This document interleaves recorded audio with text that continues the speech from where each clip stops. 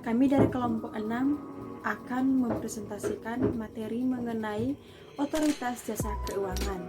Adapun topik materi kami yang akan kami bawakan pada video saat ini yaitu yang pertama, pengertian OJK, yang kedua, tugas OJK, yang ketiga, tujuan utama dibentuknya OJK, yang keempat, kegiatan yang dilakukan oleh OJK. Apa pengertian dari otoritas jasa keuangan? Otoritas jasa keuangan atau biasa disebut dengan OJK adalah lembaga yang independen yang mempunyai fungsi, tugas, dan wewenang pengaturan, pengawasan, pemeriksaan, dan penyidikan. OJK dibentuk berdasarkan Undang-Undang Nomor 21 Tahun 2011 yang berfungsi menyelenggarakan sistem pengaturan dan pengawasan yang berintegrasi terhadap keseluruhan kegiatan di dalam sektor jasa keuangan.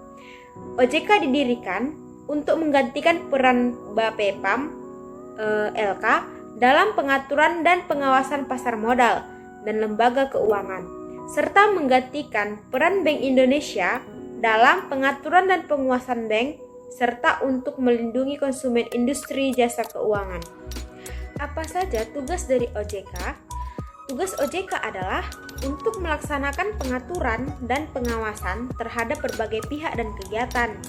Pertama, otoritas jasa keuangan melakukan pengaturan dan pengawasan terhadap kegiatan jasa keuangan di sektor perbankan, kegiatan jasa keuangan di sektor pasar modal, serta kegiatan jasa keuangan di sektor perasuransian, dana pensiun, lembaga pembiayaan, dan lembaga jasa keuangan lainnya.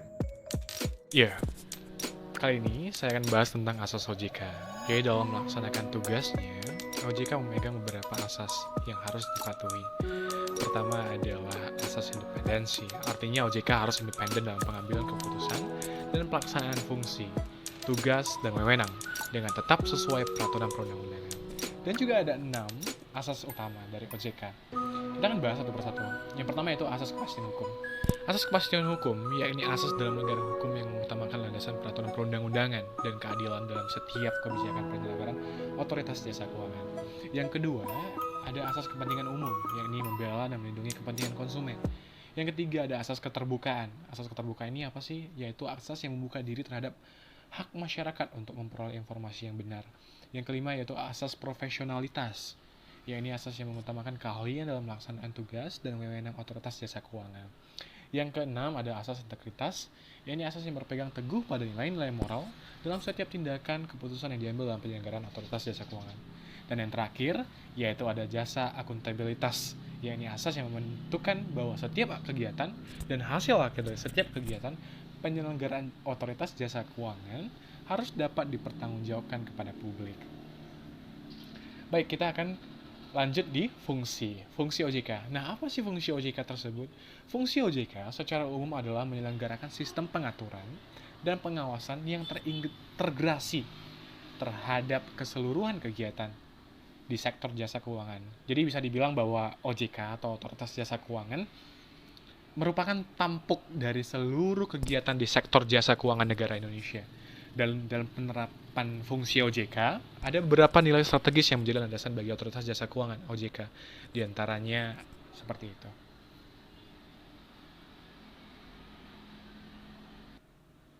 Nah, yang pertama itu adalah profesionalisme. Nah, nilai profesionalisme ini sangat penting dan dimaknai dengan bekerja dengan penuh tanggung jawab berdasarkan kompetensi yang tinggi untuk mencapai kinerja terbaik. Hanya orang-orang yang terbaiklah yang dapat menjadi bagian dari otoritas jasa keuangan, karena fungsi OJK sebagai tampuk seluruh kegiatan sektor jasa keuangan di Indonesia. Yang kedua yaitu sinergi. Nilai sinergi adalah berkolaborasi dengan seluruh pemangku kepentingan baik internal maupun eksternal secara produktif dan berkualitas. Yang ketiga ada inklusif, yaitu terbuka dan menerima keberagaman pemangku kepentingan serta memperluas kesempatan dan akses masyarakat terhadap industri keuangan. Dan yang keempat, ada visioner. Visioner adalah memiliki wawasan yang luas dan mampu melihat ke depan, serta dapat berpikir di luar kebiasaan. Tentunya. Nah, di sini saya akan melanjutkan.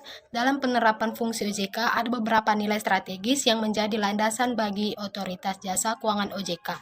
Di antaranya adalah yang pertama itu profesionalisme. Nilai profesionalisme dapat dimaknai dengan bekerja dengan penuh tanggung jawab berdasarkan kompetensi yang tinggi untuk mencapai kinerja terbaik.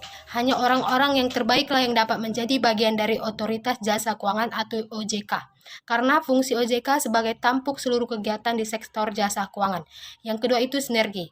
Nilai sinergi adalah berkolaborasi dengan seluruh pemakaian kepentingan baik internal maupun eksternal secara produktif dan berkualitas.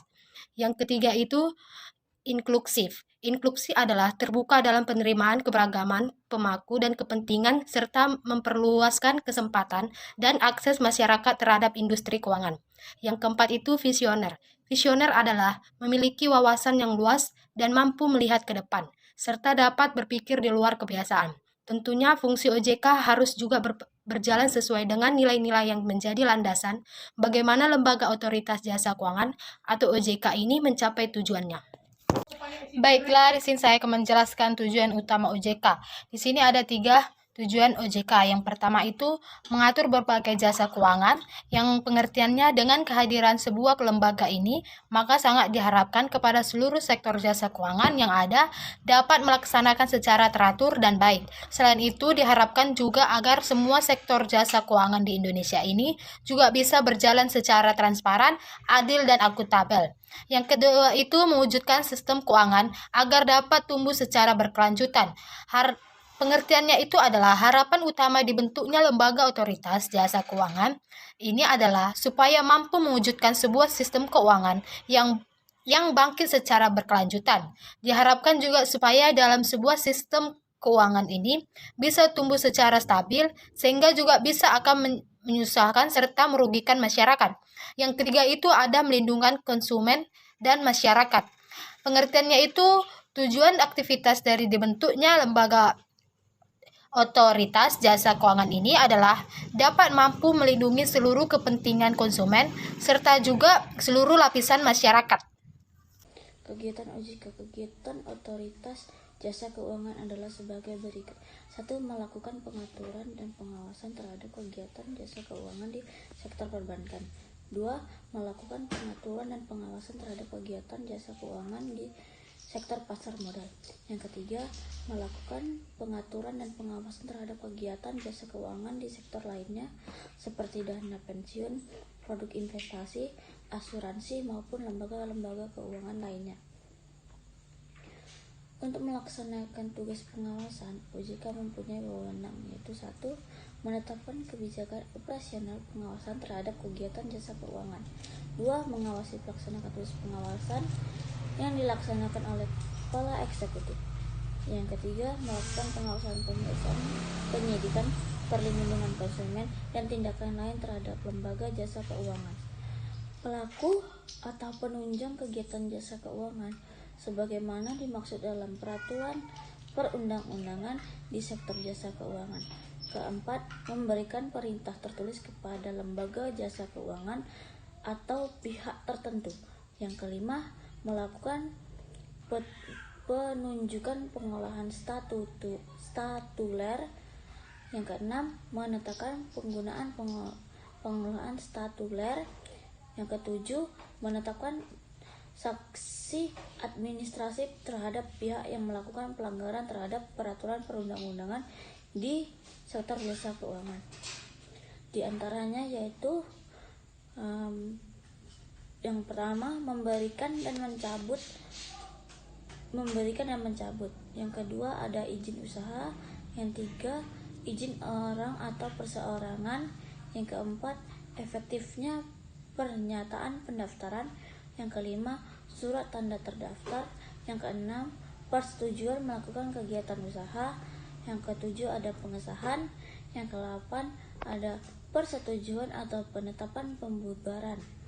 Kesembilan, penetapan lain sebagaimana dimaksud dalam peraturan perundang-undangan di sektor jasa keuangan.